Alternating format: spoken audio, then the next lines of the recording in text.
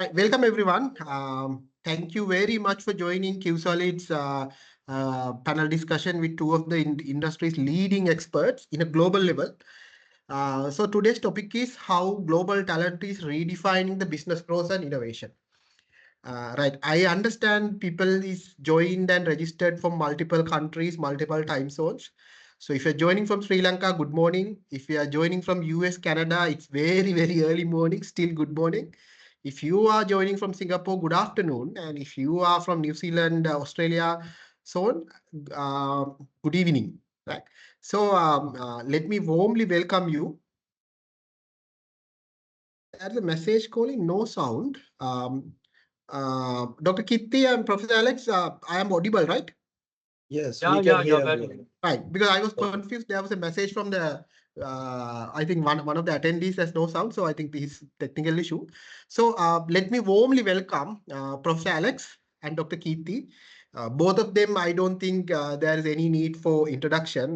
Professor Alex is a senior professor at National University of Singapore, one of the leading figures, first CIO in Singapore, one of the leading figures, well-respected figure on digital transformation.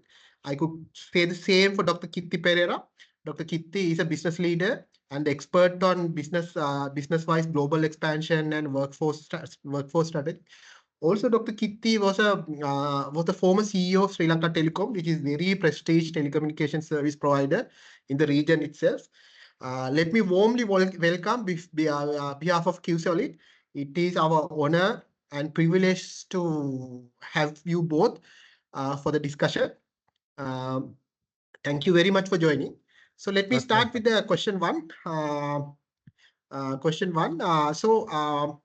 Since you both are kind of expert on this, I plan to limit my involvement and give you the most of the time to respond.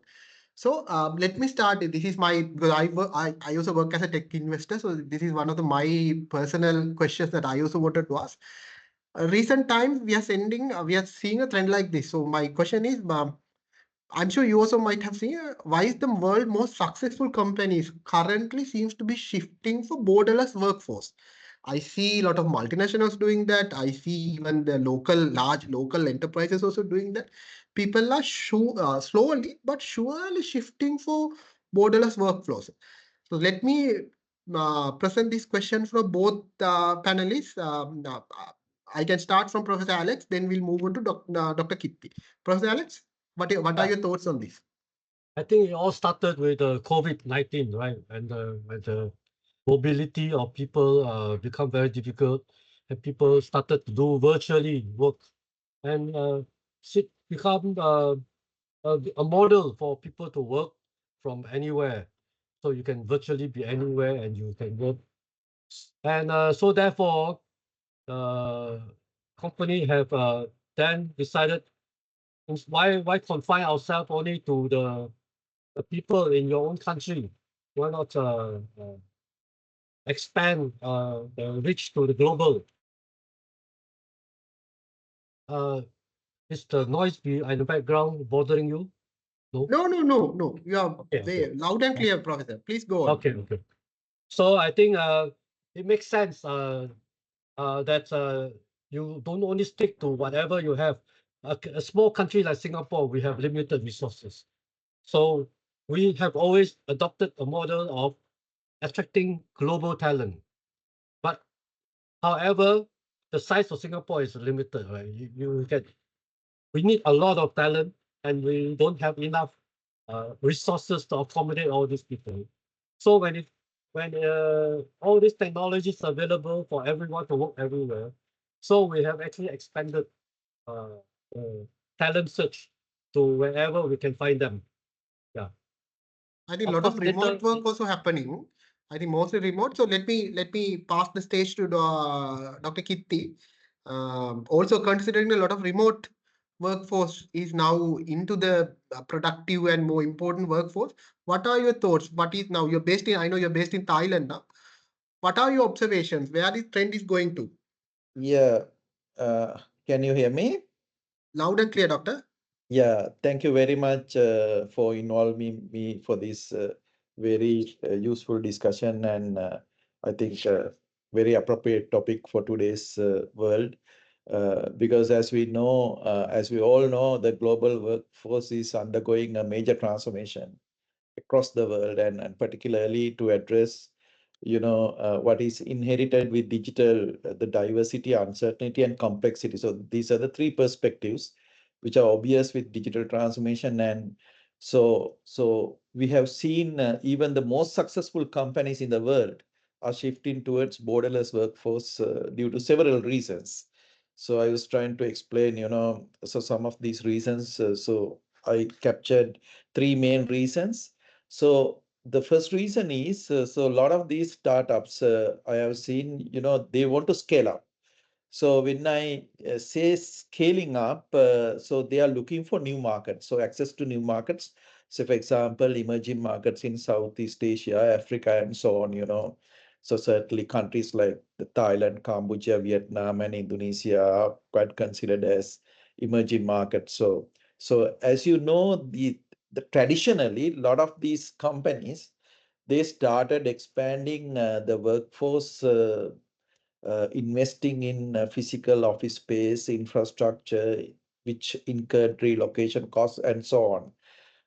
However, with the remote and distributed work models, companies can basically grow their teams without incurring massive overhead costs. So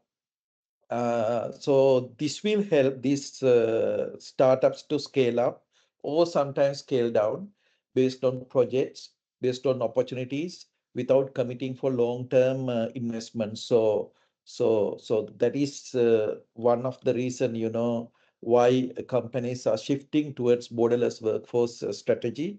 Uh, so that is for them to needing scaling up their business and enter into new markets.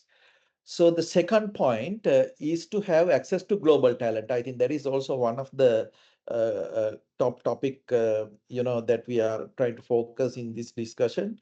So when you say this global talent, it is also useful for the participants and all of us to, to make it clear, what is this global talent? So in my view, so the global talents can be classified into two, So some of the talents are uh, very knowledgeable in a particular domain, like it could be artificial intelligence, it could be blockchain, and so on. They are extremely knowledgeable, and they have developed their skill vertically all the way down so deep. And so other categories like, people like involved in developing marketers, and people who involve in sales. So they need to have a broader sense, and they are horizontally skilled. And so both of them are equally important to develop any business in today's environment, because that now you look at startups, so probably can be a SaaS company where you need developers, where you need the skill set of, AI engineers, blockchain engineers, and so on, who are vertically cascading down their knowledge built also. So some of the people who can go to market and promote the products, and who possess a lot of other skills, including entrepreneurial orientation, right? So that they can go and confidently talk to people, network, and develop the business. So that talent is scarce. So there are a lot of companies who complain that they have vacancies, but when it comes to the recruitments, so they are not meeting these people. So the the biggest challenge the companies face today is finding highly skilled professionals in these specialized fields, whether it is horizontally, distributed knowledge, or vertically deep down. So we have seen enough vacancies, as I said. So on the other hand, the borderless approach eliminate the location-based hiring constraints and enabling business to access the best talent, no matter where they are, right? And so as I said, the certain expertise such as AI development and even cybersecurity, where I am also involved in a business venture, may be scarce in local markets. So by looking beyond borders, companies can connect with experts worldwide who possess these demands and skills. So employees can work from anywhere, ensuring their business retain and attract best professionals without physical limitations. So need to have the global talent is another reason why we are seeing these companies are shifting towards borderless workforce. And the final thing is to have an agile workforce, because in order to respond the fast changing market demands very quickly, particularly in this digital era, the startups need to have agile workforce, and we cannot take time to quickly respond market demands, technological advancements, and even competitive pressures. So workforces basically bring a broader range of knowledge, expertise, and with problem solving capabilities, with having the right sourcing strategy that could augment your insourcing, fix long term, as well as the part-time consultants, project-based, assignment-based. So that strategy need to be worked out. So in summary, the the the the need to scale up, and also to have the access to the global talent, and also building agile workforce will basically drive to have a borderless workforce for startups in today's world. Thank you, Thareendra. Thank you, Dr. Kiththi. Thank you very much, Professor. I think both of you, from the very valid points that you raised, brought this conversation to a very specific point. So I made two points: key resources and the startups. So since I'm also a startup investor, I want to dig down on that. And before coming into that, give you let me pose you a question on skilled workers. Since you both are been leading, heading, and maybe playing a very senior role on a large enterprises, how comfortable you are having a skilled worker who might not be in physically on your office, versus but he's on remotely, but he might also work on some other project also, but for your company he's doing a specific task, right?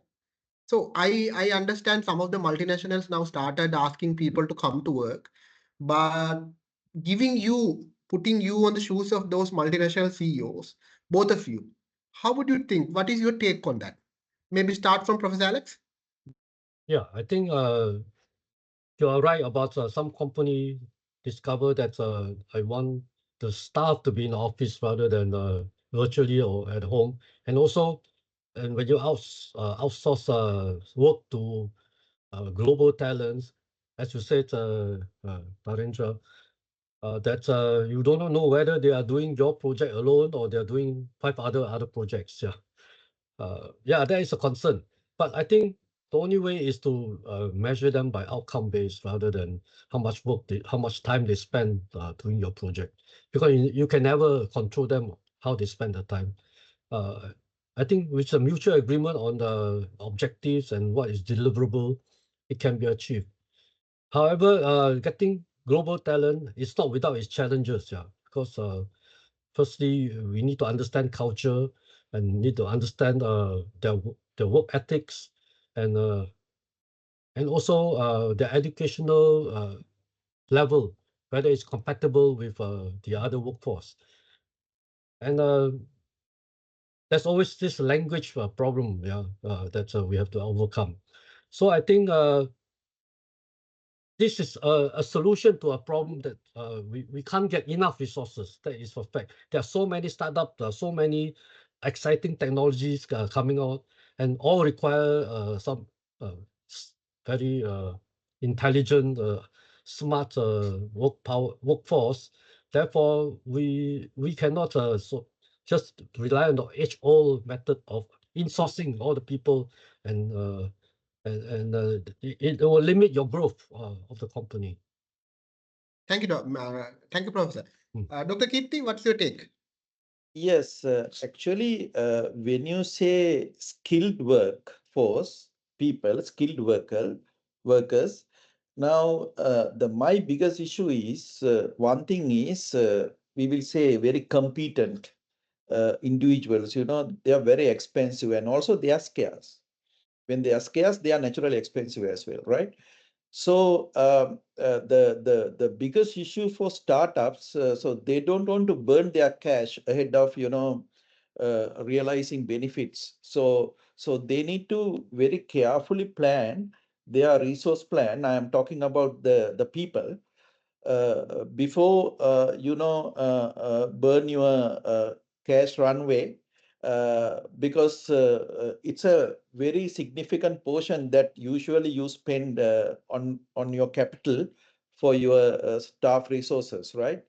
In both hiring and monthly salaries and other benefits. So I think Professor also mentioned a very valid point. We need to also deal with local cultures, language barriers, and so many things. So also we need the support of the local staff. When I say local staff, the staff recruited in those markets, right? So we cannot have the foreign employees to go there and do assessment unless or otherwise they possess a good understanding about those markets. But local staff is essentially required to assess certain market conditions, the regulatory barriers, the competition, and then give a fair feedback to decision makers as what need to be done. But at the same time, for your product development, for your operation, for key roles which are critically required, something like the AI engineers, blockchain experts, the cybersecurity professionals, and so on. They are also required. So how do you have the right balance between these two workforces and have a team which will help you to optimize your costs and also to realize business. So this is where I think a lot of startups are struggling to understand, where is the sweet point, where we start from. So I think rather than committing long-term costs mainly related to the staff, it is always wise to, rely on part-time consultants and the project-based or assignment-based workforce, and then test the market, and then you go for a longer-term investments and the commitment. So that is my understanding. Thank you. Thank you for that perfect explanation, Professor Alex and Dr. Kiththi. So let me pose you another follow-up question. Now, I told you that I'm kind of a very much interested on tech startups. I do invest on a tech startups a lot. So one of the things that I personally felt is now when you prospect now from the point of view of this investor, which is again very important for the country because he is going to invest and start new businesses where the employment is going to be generated and the revenue comes in for the country. From my point of view, where I was always trying to lobby or trying to float the idea that whenever I fund for a startup, I don't want a full-time people working there because all I want to is to get the MVP done, then start marketing. Based on the outcome, I can decide whether to retain people or not. So this concept that both of you pitched is very interesting to me, where I get maybe the top experts anywhere from the world and work on my project. And once the project is done, I am done. So one culture, then Dr. Kiththi mentioned the cultural connections also. I know in Sri Lanka, one issue is that the idea that I was also floating was we have, I don't know about other countries, but Sri Lanka, we have a restriction, a full-time employment, you can have just one employment. So if the government or the regulators or policymakers can limit remove that, saying a certain level of expert who can have 2 or 3 employments, where if he's trying to earn $20,000 per month, he can work for 3 or 4 people and earn 5,000 from each. Where for me, it's cheaper to pay 5,000 rather than paying 20,000, where he works and solves my issues for a certain day or two for the week. So that's but on Sri Lanka now, or I think most countries' laws, they don't allow the person to have a 2 or 3 employments, right? So that's the one, I think the one disadvantage I see locally here. When you have a expert, he's basically have to fix onto one employment. Otherwise, they look for alternate. What are your thoughts? How is global workflows doing this? Is other part of the world? Both of you have very well experience on other part of the world than Southeast Asia also. how is the other part of the world tackling this issue? Maybe I can say something. I think it's Please. very interesting what you said about Sri Lanka law that does not allow people to have more than 3 employers. But I think One. More than more than one. one employer. Yes. But I think in some other jurisdiction, maybe in Singapore, it's the employer who does not allow the employee to have more than one job. But as far as the tax authorities are concerned, so long as you declare your income wherever you get them, all right? I mean, you may be working for 4-person, but you have to declare your income, then I think that is not a problem. And I also want to touch on another perspective that global sourcing of talent need not be individual. It can be in teams. So some companies are also sourcing for teams. Some in partnership with other small little companies. They have some startup somewhere. They have a team of people. We can actually partner with them rather than individually sourced, because individually sourced sometimes can be very tedious and burdensome, right? Thank you. Dr. Kiththi, your take on this? Yeah, yes. Actually, I can talk of Thailand. In fact, I have done I think some you must be feasibility familiar with study. the Sri Lankan, because we can only have one EPF number. So you're fixed for that. Yeah. In Thailand, actually, yes. So basically, the government is very keen to, address the national interest. Obviously, we see in like many other countries. So here, actually, Thareendra, now there are 2 types of companies that you can register for any startup, and people who are looking to invest in Thailand and probably in other neighboring countries also the situation is quite similar. So there is a category called Thai private limited company and also a BOI registered company. So in the case of a BOI registered company, uh, even though you have a capital commitment, the capital commitment is also not very high. It is 3 million Thai baht in equivalent Sri Lankan rupees. It's about slightly less than 30 million rupees, right? There is a capital commitment. You can have foreign workers, but it has to be a 1-to-1 ratio. If you have a 1 foreigner, there need to be a local Thai employee as well. If you have 10 foreigners working in the company, so you need to have 10 Thai nationals also working for the company. So there is the BOI. In the case of BOI, you have other so many fringe benefits as well, the tax concessions, and also if you locate your company in a BOI science and technology park, you have other benefits also. And so it's quite flexible, and government promote the BOI model, for investors to come and set up the companies. But you can't invest in every area. There are well-defined verticals. There is a document which says it, but in digital startups, it's very well covered, for investors to come and do that. The other category is a Thai private limited company. So they are, 51% of the company should be owned by a Thai national. And also when it comes to the recruitment, for every foreigner, there need to be 4 local employees. So all those local employees are also need to be registered at Social Security Fund. And also they need to be issued the health insurance. So these are the statutory requirements, as Professor also suggested something related to Singapore. So in every country, so we have these things. But again, when you have so many staff, it's the burn rate of the company as well, right?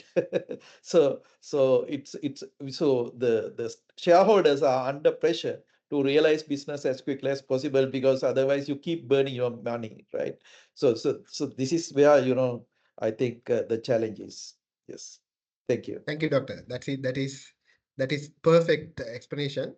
Now, coming back to the startup ecosystem, I think if the question posed, what are the industries or the segments that this global talent programs could majorly benefit, I think startup is one of the key, because I've been startup investor. I would want the best talent to be worked on my project, maybe 6 months. Then he have developed the project. Then it's about maintenance and operation.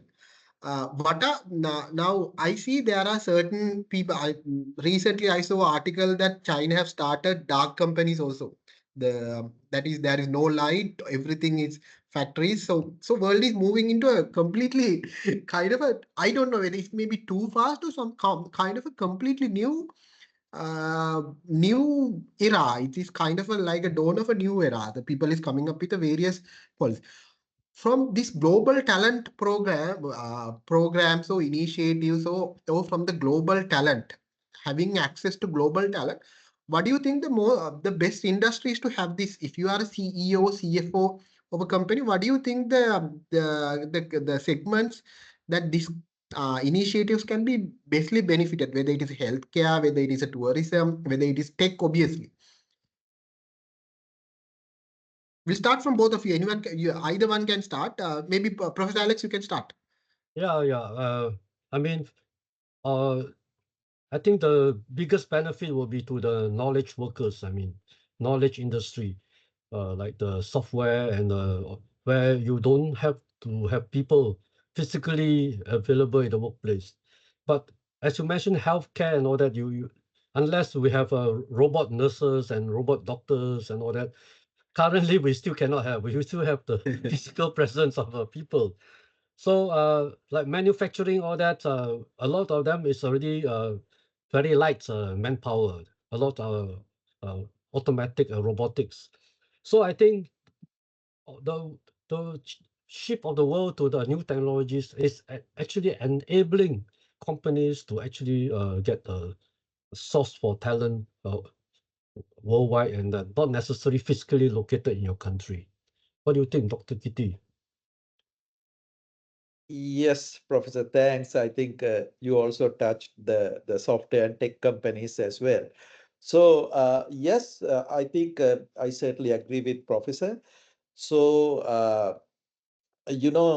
so what we are trying to understand, the industries which can be mostly benefited from this workforce augmentation model. So where you strategically balance between your local staff versus hired staff who are global talents, right? Mostly. So I can think of a few industry verticals. So one is, as Professor also said, the technology and SaaS companies, right? So these companies need to scale rapidly without incurring infrastructure costs. So they rightly fit into this category. And also SaaS companies, they have the opportunity to use the distributed engineering teams who can work 24/7, so related to activities, coding, testing, and deployment, even across different time zones, so that your operation is 24/7. So, and also such companies also can hire AI engineers and other cloud architects from anywhere rather than being limited to local talent shortages. And also, SaaS companies can also localize their sales and support marketing teams to penetrate new markets without scaling up their physical offices. So if you talk of the industries who are mostly benefit from workforce augmentation, I can think of technology and SaaS companies as one industry vertical. Then the other one, I'll share one more case, which is retail and e-commerce, right? If you take retail and e-commerce, the retail and e-commerce industries largely depend on customer experience, localized marketing, and also very importantly, efficient logistics, right? So now retailers can set up offshore customer service teams to provide multilingual support and reduce the response times to certain customer questions and queries. And also, the e-commerce businesses can hire local sales teams, social media managers, and content creators to customize campaigns for different markets. So they can use all these different strategies, and global workforce models where you talk of this, we all discussed this workforce augmented model, where you strategically have the right balance between the local staff and the global talent. So companies can manage the suppliers, warehouse, and inventory across different countries without needing for large-scale teams. So there are technology platforms, so which will support these companies, to let these different stakeholders from different regions to collaborate and work together and to support the business growth. So those are the two industry verticals I can think of: the technology and SaaS companies, and also retail and e-commerce. So that's my share, Thareendra. Fantastic. Now, assume I think both of you have since been in a very senior leadership roles of the very large companies. Assume you are a tech and e-commerce and retail company, and you are the CEO of that company or one of the board members. Now you have a proposal for the word is resource augmentation, right? Versus you have your own team, right? What is your decision-making process, and what are the things that you would look at it, and what would be the pluses and negatives you would be looking at before making a decision? Obviously, based on a P&L, but how would your decision process go through? Okay, you Dr. address. Kiththi, yes. Okay. Yes, okay. So the actually now what I believe is now in emerging world of startups, uh, the efficient scaling is very crucial for the survival and success, right? Because startups, even though they are startups, they don't want to be a startup for a longer term, right? So they want to grow. So therefore, as you said, the workforce augmentation, leveraging global and on-demand talent, help these startups to grow rapidly without the burden of traditional hiring constraints, right? So, so, uh, so they need to scale faster with a lean global team, right? So instead, building a large, expensive in-house team, so startups can strategically expand hiring remote professionals across the world. So that option is there, and also by doing so, they can also achieve the business flexibility without heavy payroll commitments and so on. And the the other important thing, Thareendra, being a startup uh, investor, and most of these startups need to have the access to specialized talent from day one, because they can't recruit people, develop, train, and then deploy. Then time is gone, right? Absolutely. So Yeah. the Spot on. best way, the best way is to bring these experienced and talented professional from elsewhere through the global talent access programs. So there are now the companies and the collaborative platforms. You can instantly access to these global resources, right? Not like before. And also you can get away from this expensive recruitment process, which are very traditional, and by paying a lot of money to external recruiters. So for startups, that is not the approach in my view. So by doing so, by having this right balance, so you can lower your burn rates with on-demand talent, of course, because the other constraint what I have seen in these startups is many of them are venture backed. So they operate under tight financial constraints, right? So managing the burn rate. When I say burn rate, your monthly expenses versus available funding. So how do you balance this? So workforce augmentation definitely help them in minimizing the fixed payroll costs while maximizing the outcomes. So you can have limited resources, maybe at very strategic level, the leadership level, CTO, and other software development team leads, but the execution can be outsourced, and it can be project based, program based. So I'm just thinking, so I'm not a software company expert to uh, come up with great strategies, but This is what I think. And so you can basically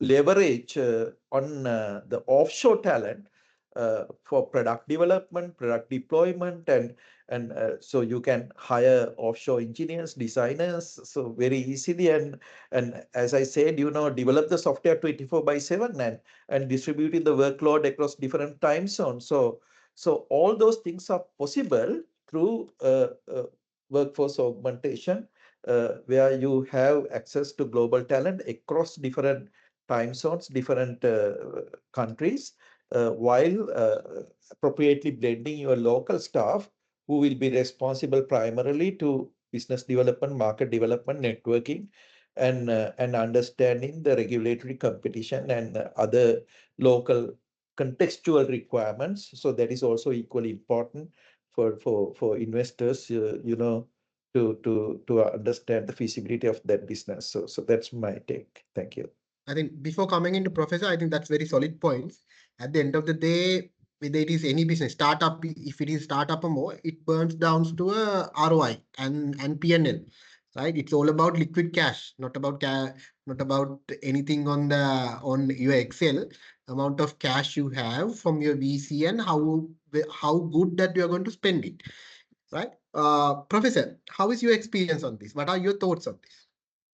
Yeah, I mean, we have been talking about workforce augmentation, principally for startup and emerging companies. But for established companies, those big conglomerates, there might be other consideration to workforce augmentation because the people who are with you for a long time, they feel threatened if you said, I have now unlimited resources to bring in to replace you if you are not working. I think that we have to be very careful about that. Yeah, but also for startups, the principal consideration is also whether they can find a market for the product or the MVP. So the marketplace is very important. I mean, one hand we have talent, which is not a problem, but whether there are customers for your products, that is another principal consideration. And no amount of augmentation of manpower or your talent can overcome the shortage of marketplace market share. So it's a balance, right? Global sourcing of talent does solve a big problem because of small country. We don't have enough resources. We bring in too many foreign resources. The locals get threatened, and therefore we will have to be very mindful of that.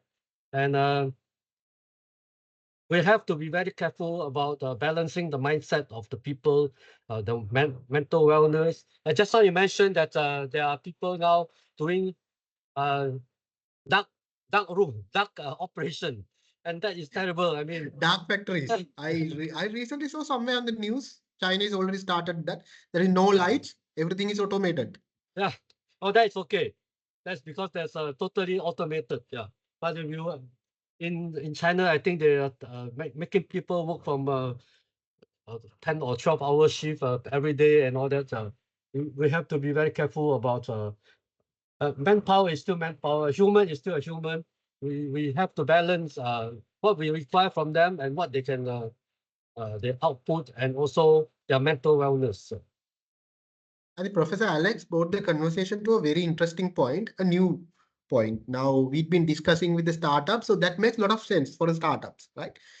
But you brought a point, it's not just for a startup, it's for a large who is already matured companies. So what do you think about the cultural impact? Because this is a machine which is already operating on a certain manner, maybe for a 50, 60 years, maybe even 10 years, right? And they might have, if you take IT staff, IT resource augmentation, they might have IT team, they might have the resources which is already working. From a company's point of view, how do you manage this when the employee suddenly sees someone from outside coming in and doing a work which he might be able to do, but not as good as the outside person comes and do? how do you face this cultural challenge? Because people can come up with the various theories, right? Whether it's going to be next me, right? Whether I'm going to be laid off and someone from somewhere, some other country is going to do my things remotely, right? From both point of views, from since you two are experts, or as advice for company owners on such, and also for the employees. What are your thoughts? Maybe start from Professor Alex. Well, of course, running a workforce is not always an easy task. I mean, you can be a dictator to the whole company and you whack everybody and they produce a fantastic output for you for 1 year. The next year, they all left. So we need to balance welfare and think the newer generation of the population, the younger people, their mentality is a bit different now. They do not believe in long-term employment. They do not believe in long-term engagement. Their attention span is very short. They like to work on gigs, jump from one job to another to expand their experience, and they want to make money as fast as possible.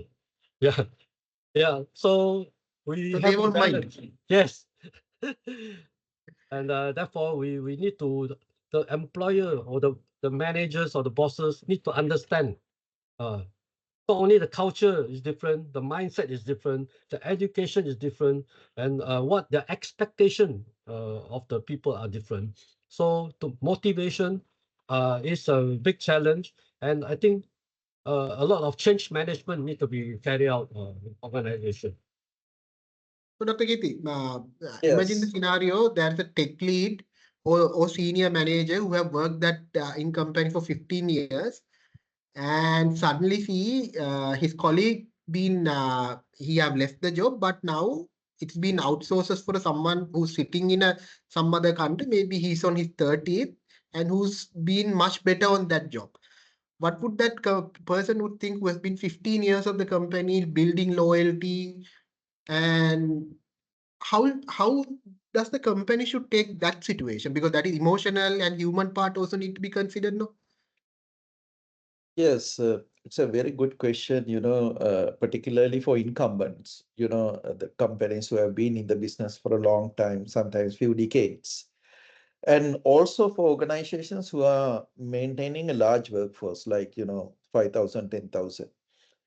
And this is very critical when there are trade unions also involved with the workforce, right? So it's a very sensitive topic, right?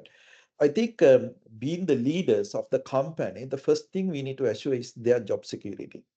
So because in my view, if any employee is not performing, or if they are not performing up to the expectations of the company, so similar to the employee, the management is also partly responsible. So it is the responsibility of the management or the leadership also to develop those individuals. And maybe that individual is not performing in that particular department or in that context, but the moment you give him another opportunity, maybe he perform well. And if you look at his history, and that employee may be performing well, but the question you ask is a different thing.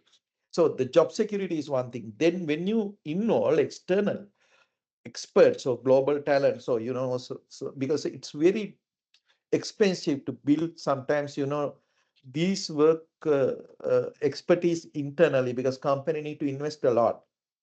But having the global workforce models, you have the instant access to these global talents. I think as a part of your business plan, so you need to have a fair discussion with the employees or the unions who represent employees to explain them why you do that. There is a purpose, right? So while securing your future, and if you have this model, it is an opportunity for existing staff also to learn and develop, and also work in new technology areas, and that will also benefit the employees, as well as it will benefit the company to, in the long run, to sustain and develop, right? So the moment this is very openly and transparently communicated and convinced, I don't think there is a reaction or there is a objection from existing employees. As you very correctly said, it is not a great idea to upset the existing employees and then go for external hires in view of getting the global experts. Because at the end of the day, uh, these teams need to be in the same page, and sometimes you have onboarding programs for external talents to integrate with the existing workforce, so that you as a company or the leadership see the entire workforce as one team, where they all have one objective with one vision to drive the business. And so they all are expected to work together in a single platform. So that integration is very important. So if there is any resistance in between the long stayed permanent employees versus new hires, who we call global talents, who are specialized in these very niche expertise, it can be a disaster as well. So we need to, I think it is totally the responsibility of the management to carefully tackle this situation and do this integration properly so that internal staff are not hurt. So it's basically employee versus service providers, right?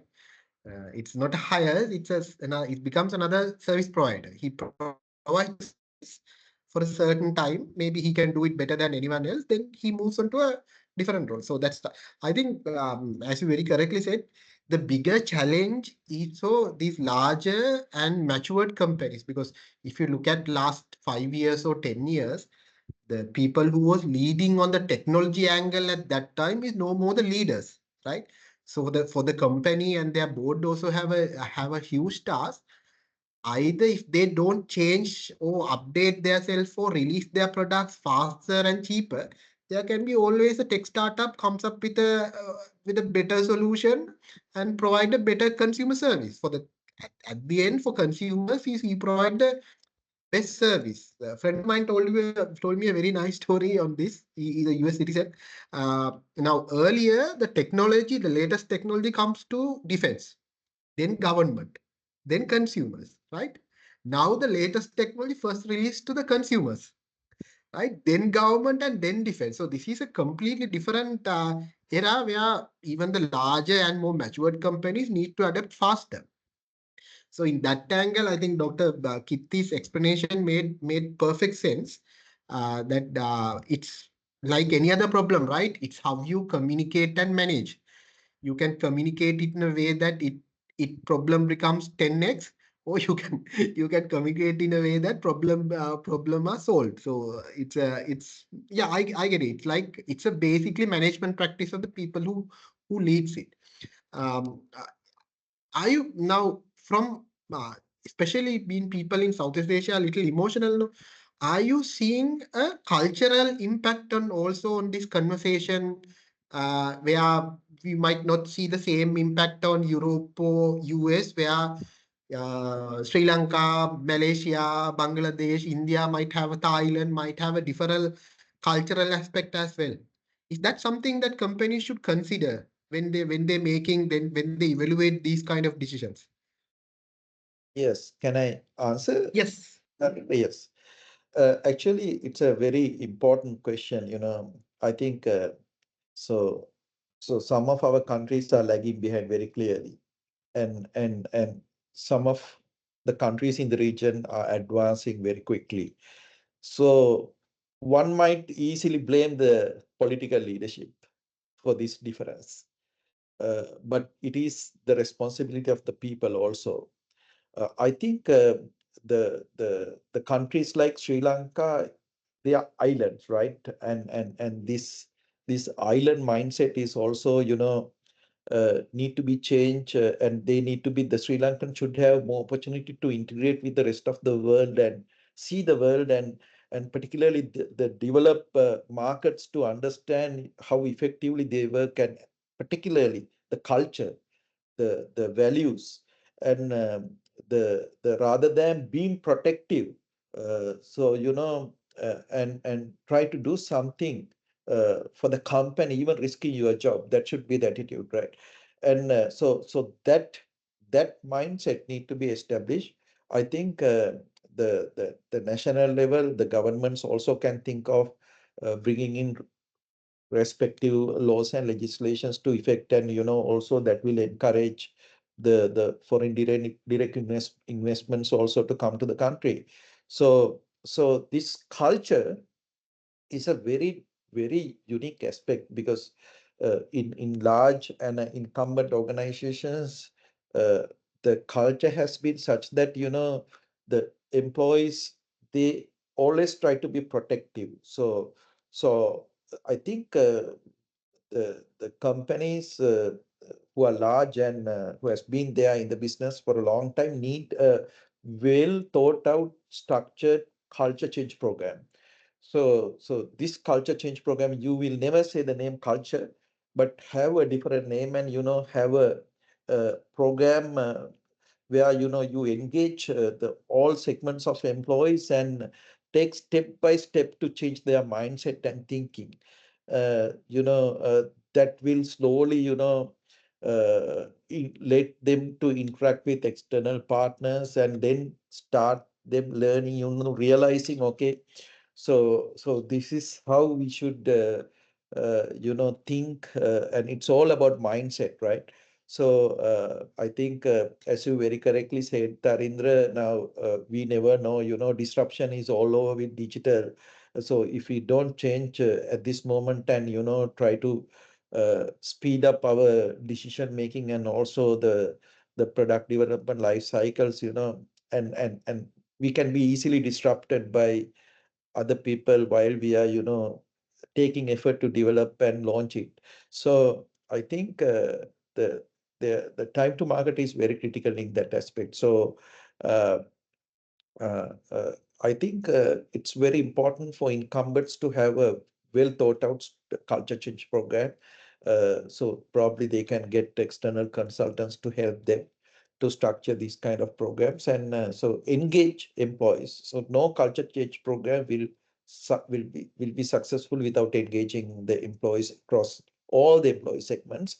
And also they can identify people who are very good in taking this change as a challenge, and appoint them as change agents, so representing different departments, different regions, and then have this kind of a steering level management layer, who can really drive and let this, to have this snowballing effect, let this roll out to other layers of the structure, so that they will uh, seamlessly integrate with the same thought process, so that eventually it will happen. But you can't do it overnight, and you need to put a lot of effort and the thinking to structure this kind of program, which is very unique to organizations, which is very unique to different contexts. So it has to be and it has to address these concerns.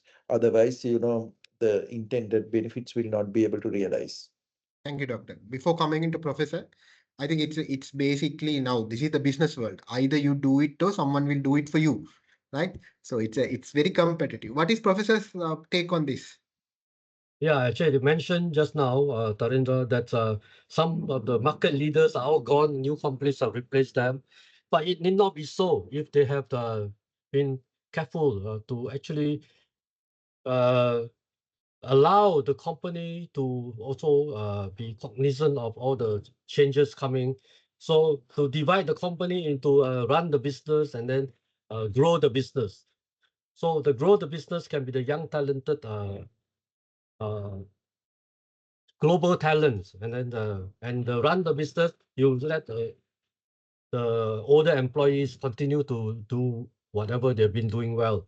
So if you have this model where you let one part of the company like operate like a startup, go and conquer new market, bring in new talent, try out new technologies, and that that will continue the legacy of the company rather than you'll be replaced by some other new startup. So as Dr. Kitty mentioned, all is about change management. Change management is not only at the staff level, it's at the board level.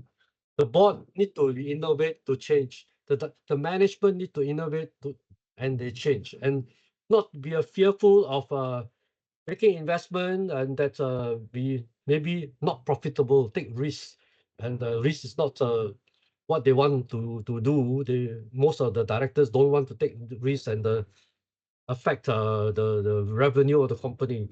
So I think there is no perfect answer for you. You cannot have your cake and eat it. All right, you just have to do something and make sure that you survive. For survival of company, the existing business is doing well. Okay, then let's start something new before we become obsolete. And another thing which I think sourcing of global talent can be also a source of market intelligence. Yeah, that means if you, let's say you're going to expand to country X, and then you say, okay, why do I source some talent from this country X that help me to actually establish a market in that country X? That is also a possibility for a way to use in-source global talent. Thank you, Professor. I think we have very about 3-4 minutes more. So let me pose an important question. I know there are a few government regulators also joined and watching. Let's assume from the country's point of view. So as a country government, I want employment for local people. That's a must. Higher the pay and those sort of jobs going for a local university graduates are the best scenario for government. And the same time, if government can have a company who bring $100 million, 10 of those companies can bring 1 billion export revenue. So that's also important. So it's a very delicate balance. Where do you have to have employment going as well as the export revenue coming in, right? So my question is, how does if you are a government regulator listening onto this global talent, obviously there are, like usually there are people who's providing this global talent. Instantly people can provide it, right? So if I am a Sri Lankan company, if I can have the global talent resource for 6 months and get my product developed faster and go to market as a SaaS, have it a payment gateway integrated, start earning revenue, that is ideal for me. Same time, I want a lot of graduates are coming up from the local government institutes, government universities. You also want their employment also. So you can understand being a government is a very tough role, right? What is the balance? What is your advice? What is the balance? Maybe let's start from Dr. Kiththi. Yes, actually, as I said, it is the national interest as well. I think it should be our responsibility as well, be the business leaders, to think of the national resources. So I think we need to have the right balance. So some researchers identified the global talents integrated from FDIs is one of the strategy to share and develop the local people, and that has been proved in certain other markets as well. So I think we can use a similar model where whenever there is foreign direct investment, so obviously these FDIs are coming from well-developed markets, so their resources are quite good, and I think if you can establish the point, while recruiting, because now if you consider our university graduates, they are also very talented. Absolutely. At AIT we did a research to understand the IQ of the different countries in our part of the world, East Asia and South Asia. So South Asia was ranked top along with Singapore, China, and Korea, right? Wow. So that is there. So I think there is a missing component here. So I think probably the exposure is very important. So unfortunately, being a country has gone through 3 decades of war and other political and social issues, we could not get into the pace where other countries in the region are heading for. Nevertheless, as you said, the if you now I know some other markets because I also engage with the Australian-based company, which is largely focusing on consultancy and engineering services. There is a very high reputation for Sri Lankan professionals, both for doctors and engineers. So actually, that consultancy company, the 100% workforce is from Sri Lanka. So yeah, so actually there is a good recognition. So the same people, when they move there, they work differently. And when I discuss with those people, they very openly discuss and explain uh, what are the shortcomings in our thinking, when we work in the local context. So this has to be changed. So they change and they work differently because they are integrating to a different society. But I think with the global resources, uh, that you get from that you get with foreign direct investments can be seamlessly integrated with these newly recruited graduates because they are fresh.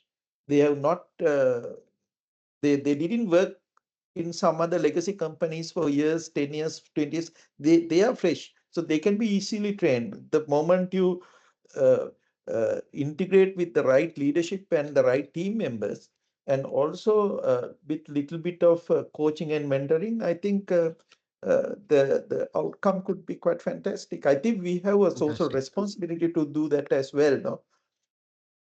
Fantastic. Thank you for that a very detailed response, Dr. Kiththi. Professor Alex? Yeah, I think firstly, we must stop be thinking of a zero-sum game here. It doesn't mean that I bring in talent. We are not doing talent replacement, but we're doing staff augmentation. That means you already short of this talent. That's why you're going to bring them extra in. And we must have this global mindset that we cannot be insular and that we can only take care of our people. We have to find job for our people. But how are you going to get new jobs if you don't bring in new technology, people with expertise from elsewhere who come in and develop new product? They create new employment for the people. So we must always think global and not insular. All right. I mean, the moment you say, that's it, I will not augment my staff because it becomes staff replacement. No, we are not doing staff replacement.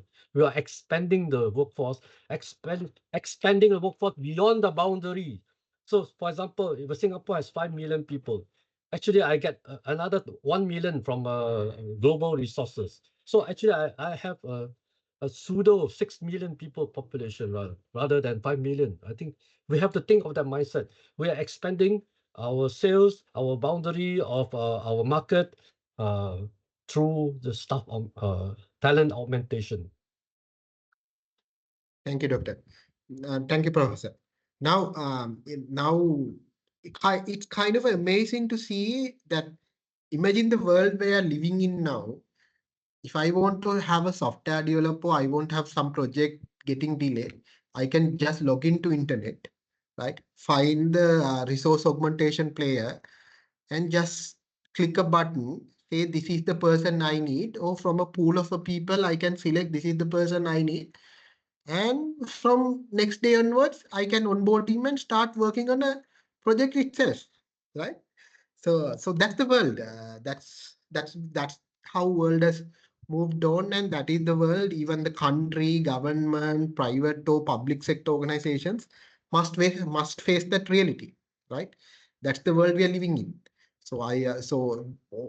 As a country or as a private or public organizations, all we need to do is to understand and get that 2-second advantage from whatever the resources at our disposal, right?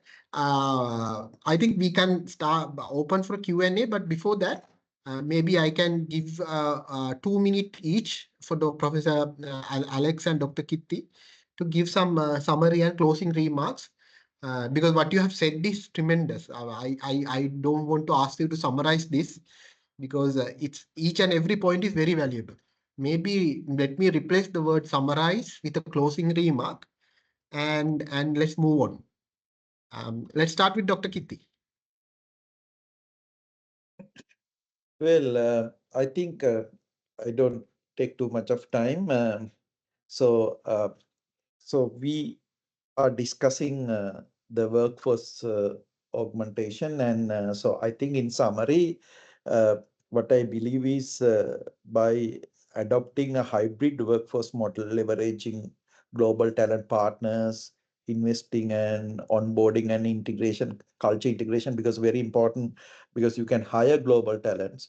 If there is a major mismatch with the local staff, it can end up with a disaster. So companies need to invest in onboarding and culture integration. So by doing so, so we can have a beautiful workforce who will drive the business with one vision, and then the organizations, the companies can reduce their hiring and operating cost, maintain high performance team, and also scale efficiently without long-term capital commitments, particularly related to the staff. So we may note that the key to success is not just cost cutting, but building a workforce that is both affordable and exceptional.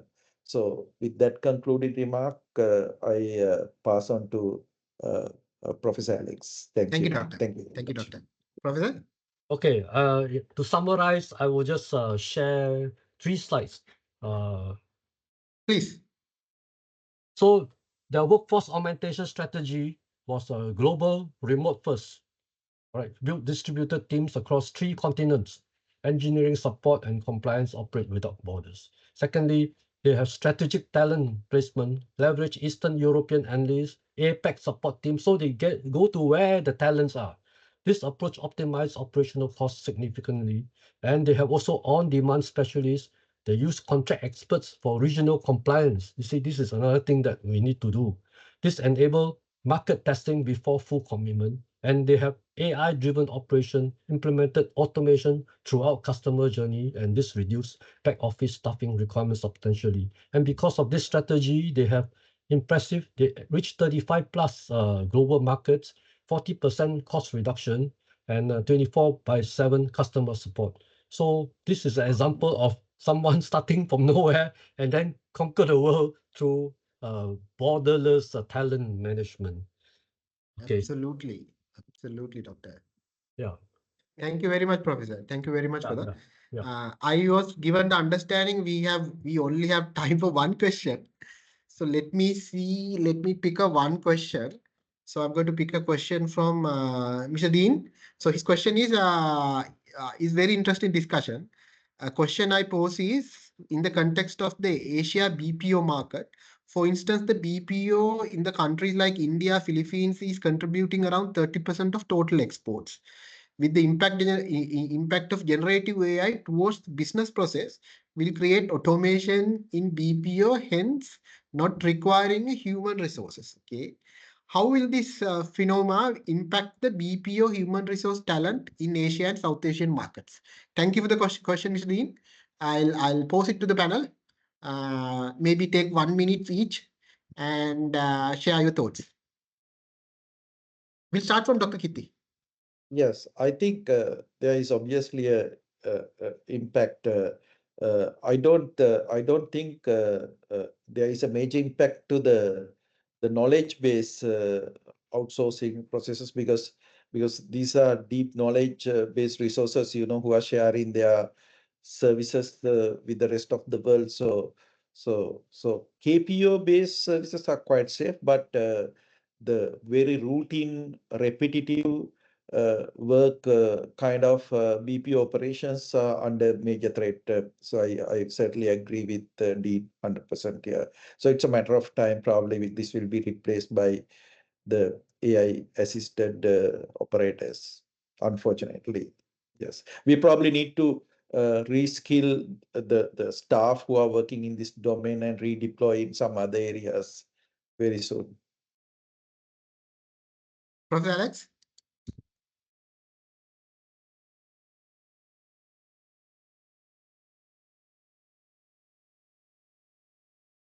I think Professor Alex might be having a small technical difficulty. No, let me pick another question for Dr. Kiththi. This is from Shivanta Ranasinghe. The importance of change management was highlighted in the discussion. Appreciate if you could please elaborate the importance of it further. Well, she's mentioning I'm looking to pursue my master's in change management, and your valuable insight would greatly valuable to me. So let's give your insights to Shivanta Ranasinghe as well.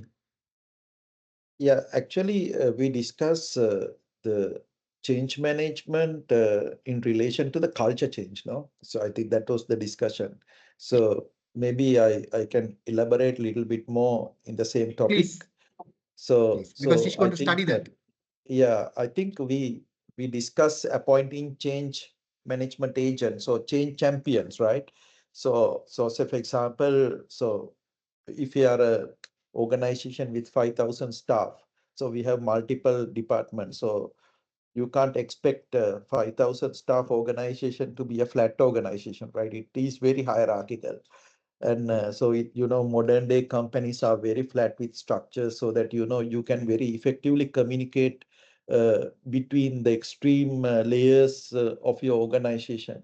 So so when you do a major culture change program in a company like that scale, so we need to understand a few individuals from different departments, so that you have a diverse team to make sure that they understand the need to have a different culture to drive this business further and stay ahead of the competition.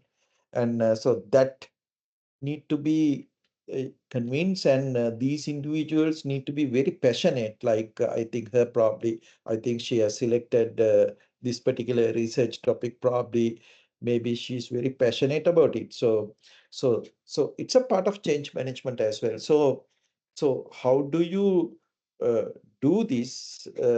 Basically, uh, we need to sit down and brainstorm and structure a program which is very unique to our context, our company, our culture. You can't cut and paste. Yes, there are so many other different templates we have established. So we have gone through some of the research papers as well. I think she can probably see different research studies and understand how this was done. And most of the research studies are qualitative nature. So because you need to deep dive to understand certain cultural elements in organizations before you establish such frameworks or models to follow. So I think uh, uh, it is very difficult to have a solid answer to her question, but change management is a broad area, but we discuss a little bit in relation to the culture change. So I think the one of the effective way of making the change in a larger organization is to select the most passionate team uh, of a particular department and implement the change management program there, and make it a role model to the rest of the organization, and let other departments and people in the organization to see the value and to realize, by looking at that department as the role model, and the benefit of being like them, and then be convinced, rather than uh, uh, management pushing this all the way down. It will not effectively work, I know for sure. So have uh, uh, uh, employees engagement to make it more effectively. uh, it's the involvement of all the layers of your organization, and then roll it out across the company very smoothly. And this can be done by change champions or change agents that you have identified in different departments, and slowly have this snowballing effect, as I mentioned before, across the organization. So that's one of the strategy which has been very effective. I have seen a lot of papers on this. But if you go try to do big bang across the company in once, I think there is a higher risk of failing that program. Thank you, Doctor. Professor, maybe one. I think we are running out of time. Maybe 1 minute to respond for a last question. I didn't hear the last question because I was locked out. Yeah. Right. Let me read it out. Now the question from Shivanti. So she needed to understand. She was very appreciative of your knowledge sharing on the change management. She wanted to understand whether there you can elaborate or whether you have additional insights to share on on related to large companies managing this change from the existing people to for resource augmentation. Yeah. Maybe within a 1 minute. Yeah. Okay. Yeah. Actually, change management is something which I have been doing since I became CIO. Yeah, because you want to change organization, you want to implement changes, digital transformation, business transformation. You all these projects will fail if you do not carry out change management and prepare the people, prepare the mindset of people to accept the change, because people can sabotage whatever you do, right? As you can see, in US now, there are people protesting because they are not happy with the policy. That's what people do. When they're not happy, they will sabotage, and then they spoil all your plan. So before you even carry out a transformation or even want to implement any change, you want to in-source global talent and all that, you have to prepare. As Dr. Kiththi mentioned, no amount of preparation uh, can be spent, to actually prepare the ground for, because the people will appreciate it. When you implement a change, people will think about their livelihood. They have families to worry about their whether they will still have a job.